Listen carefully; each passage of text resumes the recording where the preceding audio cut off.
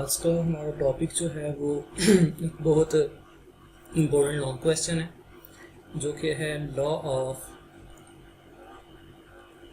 Conservation of momentum. Last time हमने momentum के बारे में पढ़ा था कि ये किसी भी मूविंग बॉडी की एक ऐसी प्रॉपर्टी होती है जो कि डिपेंड करती है उसके मास पे और साथ साथ उसकी वेलोसिटी पे। और हमने मोमेंटम और न्यूटन के सेकंड लॉ का रिलेशन भी देखा, उसके अलावा इम्पल्स के बारे में भी हमने पढ़ा। अब ये एक बहुत इंपॉर्टेंट लॉ है जो कि इसको हम कहते हैं law of conservation of momentum. Conservation का मतलब होता है किसी भी चीज़ का कांस्टेंट रहना या फिर चेंज ना होना। तो law of conservation of momentum जो है ये हमें क्या बताता है? Law of conservation of momentum हमें ये बताता है कि अगर किसी भी सिस्टम के अंदर कोई चेंज आता है तो उस चेंज से पहले और उस चेंज के बाद टोटल सिस्टम का जो मोमेंटम है वो क्या रहेगा? सेम। इसको स्टार्ट करने से पहले एक सिस्टम जो है उसके बारे में आपको पता होना चाहिए जिसको हम कहते हैं आइसोलेटेड सिस्टम। हम अभी ये देखेंगे कि आइसोलेटेड सिस्टम क्या होता है और उसके बाद ये देखेंगे कि हम आइसोलेटेड सिस्टम के बारे में क्यों पढ़ रहे हैं। आइसोलेट का मतलब होता है अलग करके रखना या फिर अलहदा रखना। तो आइसोलेटेड सिस्टम एक ऐसा सिस्टम होता है जिसके ऊपर किसी भी तरह की कोई एक्सटर्नल फोर्स एक्ट नहीं करती। तो इसको हम कैसे डिफाइन कर सकते हैं कि it is a system in which no external force acts। ये एक ऐसा सिस्टम होता है जिसके ऊपर किसी भी तरह की कोई एक्सटर्नल फोर्स जो है वो एक्ट नहीं करती। अब इसका मतलब ये हुआ कि अगर कोई भी एक्सटर्नल फोर्स एक्ट नहीं करेगी तो ये एक ऐसा सिस्टम होगा जिसको हमने बिल्कुल अलग करके रखा हुआ है और बाहर से किसी भी चीज़ का उसके ऊपर कोई असर नहीं है।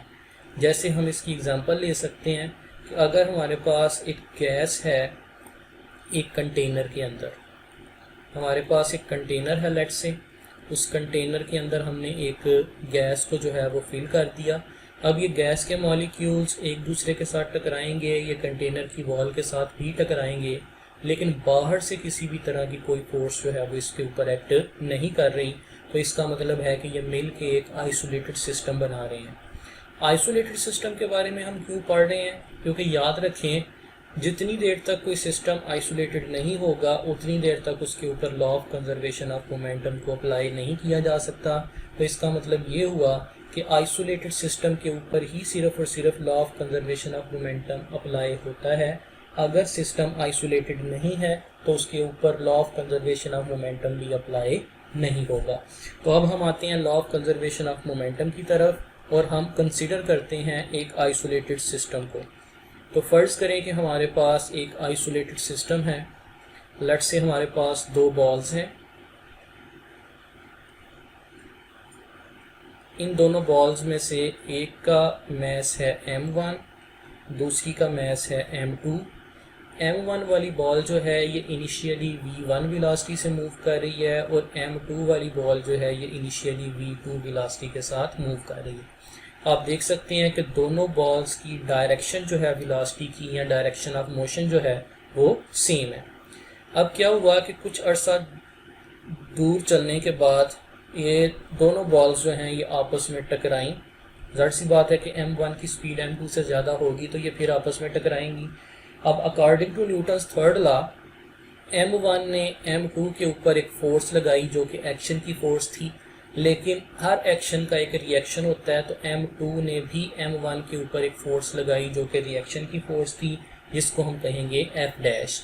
तो इसका मतलब है एक्शन की फोर्स जो है वो m2 पे लग रही है और रिएक्शन की फोर्स जो है वो m1 पे लग रही है। टकराने के बाद क्या होगा कि जो बॉल m1 है ये v1 डैश वेलोसिटी से मूव करेगी और जो बॉल m2 है ये v2 डैश वेलोसिटी से मूव करेगी। और आप देख सकते हैं कि टकराने से पहले और टकराने के बाद डायरेक्शन के ऊपर कोई असर नहीं पड़ा, सिर्फ और सिर्फ वेलोसिटी का मैग्नीट्यूड चेंज हो गया। ये है टकराने से पहले और ये है टकराने के बाद। अब हम यहाँ पे करेंगे क्या कि हमने यहाँ पे इम्पल्स का फार्मूला यूज़ करना है और उसको हम बारी बारी दोनों बॉल्स के ऊपर अप्लाई करेंगे।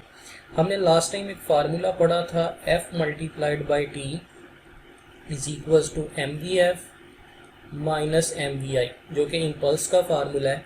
इस फार्मूला को हम बारी बारी दोनों बॉल्स पे अप्लाई करते हैं। सबसे पहले M1 पे करते हैं। इस चीज़ को आप लोगों ने बहुत गौर से समझना है।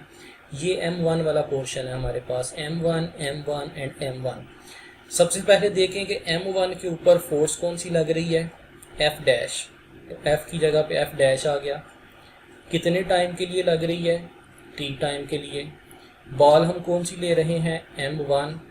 M1 की फाइनल वेलोसिटी क्या है, V1 डैश, और फिर माइनस अगेन हम M1 बॉल ही अभी तक ले रहे हैं, और M1 की इनिशियल वेलोसिटी क्या है, V1।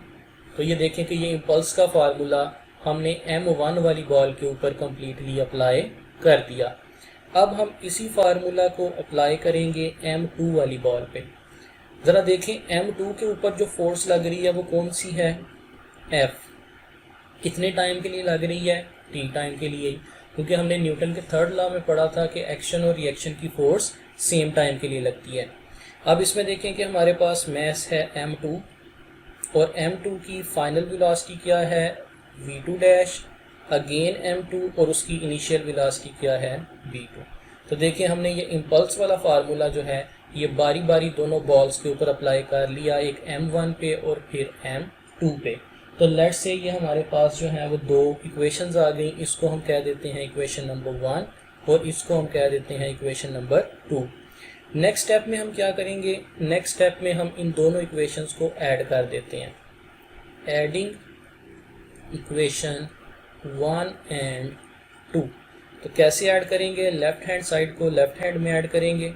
तो ये हमारे पास आ जाएगा F dash multiplied by T plus F multiplied by T, और राइट हैंड साइड को राइट हैंड में ये आ जाएगा M1 V1 dash minus M1 V1 plus M2 V2 dash minus M2 V2। इसमें से देखें T जो है ये कॉमन आ जाएगा, ये आ जाएगा F dash plus F into T, और इसको हम ओपन करके लिख सकते हैं M1 V1 dash minus M1 V1 plus M2 V2 dash minus M2 V2। अब हम आते हैं वापस ज़रा उस डायग्राम के ऊपर। डायग्राम के अंदर जो है वो हमने ये देखा था कि अगर दोनों जो है वो फोर्सेस को कंपेयर किया जाए तो दोनों फोर्सेस का मैग्नीट्यूड बराबर है, लेकिन उनकी डायरेक्शन जो है वो एक दूसरे के ऑपोजिट है। आप देख सकते हैं कि एक्शन और रिएक्शन की फोर्स का मैग्नीट्यूड बराबर होता है, लेकिन डायरेक्शन क्या होती है, ऑपोजिट। तो इसका मतलब ये हुआ कि इस इक्वेशन के अंदर हम F डैश की जगह पे या F की जगह पे माइनस F डैश पुट कर सकते हैं। यह आ जाएगा F dash plus minus F dash into T, और बाकी वैसे की वैसे ही आ गई M1 V1 dash minus M1 V1 plus M2 V2 dash minus M2 V2। F dash minus F dash से कैंसिल हो गया, तो ये वाली साइड ज़ीरो आ गई। बाकी आ गया M1 V1 डैश वैसे का वैसे ही minus M1 V1 plus M2 V2 dash minus M2 V2। ये जो दोनों माइनस वाली टर्म्स हैं इनको इक्वेशन की दूसरी साइड पे ले जाएंगे, तो ये आ जाएगा M1 V1 plus M2 V2 is equals to M1 V1 dash plus M2 V2 dash. अब ये जो हमारे पास इक्वेशन आ रही है, इस इक्वेशन को अगर हम गौर से देखें तो ये हमें क्या बता रही है, M1 V1 plus M2 V2 is equals to M1 V1 dash plus M2 V2 dash. इस साइड पे है डैश के बगैर वाली टर्म्स, और डैश के बगैर वाली टर्म्स का क्या मतलब है कि ये है momentum of the first ball before collision, ये है momentum of the second ball before collision. तो M1 V1 plus M2 V2 का क्या मतलब होगा, total momentum of the system before collision. ये है कोलिजन से पहले टोटल सिस्टम का मोमेंटम। m1v1 डैश है momentum of the first ball after collision और m2v2 डैश है momentum of the second ball after collision.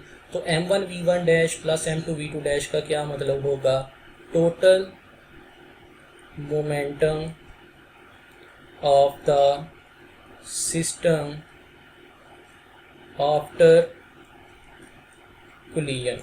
तो ये आपने प्रूव कर दिया according to law of conservation of momentum कि किसी भी आइसोलेटेड सिस्टम का total momentum before collision total momentum after collision के क्या होता है, बराबर होता है। तो इसका मतलब ये हुआ कि आपने इस चीज़ को जो है वो मैथमेटिकली भी प्रूव कर दिया कि अगर आपके पास कोई एक आइसोलेटेड सिस्टम है तो उसका टोटल लीनियर मोमेंटम जो है वो हमेशा क्या रहेगा, कांस्टेंट ही रहेगा। तो हम इस लॉ की स्टेटमेंट जो है उसको कुछ इस तरह से लिख सकते हैं कि द टोटल लीनियर